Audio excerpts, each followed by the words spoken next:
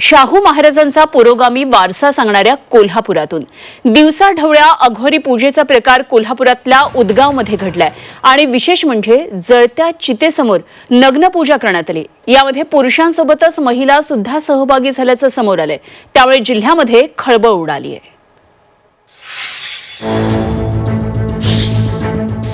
कोल्हापुरात दिवसाढवळ्या अघोरी पूजा,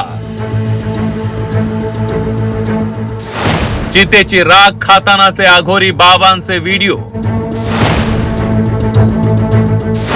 स्मशानात डाव अघोरी पूजेचा।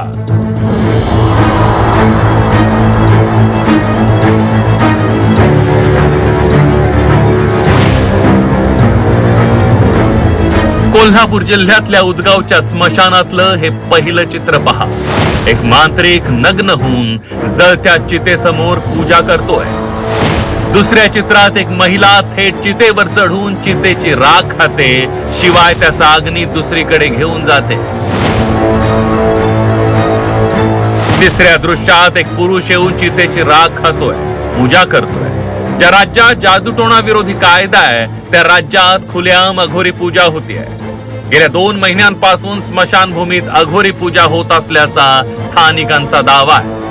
उदगाव वैकुंठधाम स्मशानभूमीमध्ये गेले 2 महिन्यापासून अघोरी प्रकार सुरू आहेत। महिला पुरुष नग्न होऊन करणी भानामतीसारखे प्रकार करीत आहेत। जवळजवळ 5 ते 6 गावातील व जयसिंगपूर शहरातील मृत व्यक्तीच्यावर उदगाव वैकुंठधाम स्मशानभूमीमध्ये अंत्यसंस्कार करण्यात येतात आणि ह्या भानामतीसारख्या प्रकारामुळे सर्वत्र भीतीचे वातावरण निर्माण झालेले आहे।